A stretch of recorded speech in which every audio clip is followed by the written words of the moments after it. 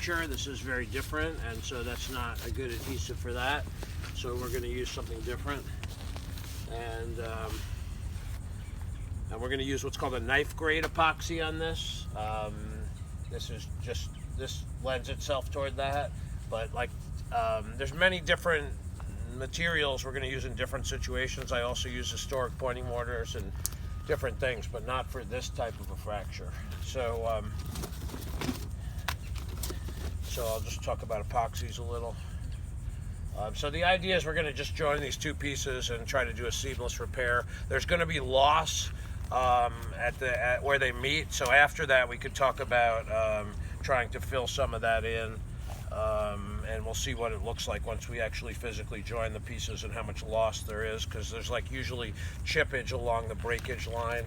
And okay, so this is a two-part epoxy. That's more of a conventional style epoxy. These cans are getting kind of low, but there's still some in here. And so I'm just going to get out. I'm going to use paper plates and plastic spoons. Looks like I have some spoons handy. That's okay. That'll work. Okay, so this is you can also get this in smaller sizes, but this is a very high-end epoxy because it's extremely clear and it doesn't discolor under ultraviolet like most epoxies do. So what we're going to do is we're going to do 1 spoon of this, okay, just like that. We'll just try to do, it doesn't have to be level, but we're just trying to make them equal, okay? And so it's 1 to 2. And so I'm going to close this one up, and so then it's going to be 2 about equal to that by eye, and then we'll mix it up, and we're good to work on joining it. I only have tuck pointers here. This is better to open it. Wow, this didn't get well cleaned yesterday, unfortunately, but that's okay. We'll deal with that later. Okay, so it's going to be 2 parts of this that are about equal to that. So that's about the same. I just happen to have only 1 extra spoon, so I'm going to just push this off and get 1 more. That's about equal to what's on this one. Okay, something like that. A little less.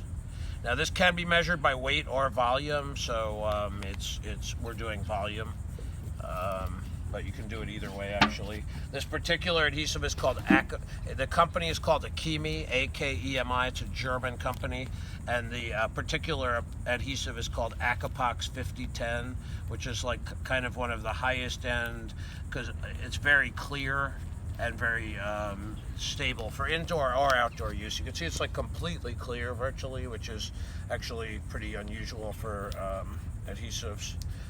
So I'm gonna mix it up just for 30 seconds or a minute, and then it's basically good to go. Now we could color this if we wanted to. There are pigments that are made to go with this actually, and that's one of the things about using a clear adhesive. And I'll show you a couple other things that we could do to it after as well. So I'm not sure what's the question exactly.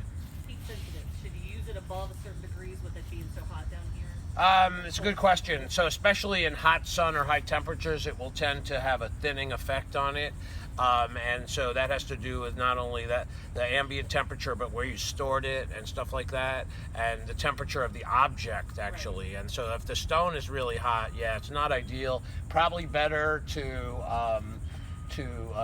do this if you put a canopy up, or if you do it in hot direct sun maybe later in the day. A day like today is not a problem. Like even in the direct sun today, it wouldn't really pose a problem. But if it's really hot out, yeah, it'll tend to thin it out and liquefy it, and so that's probably not a good thing.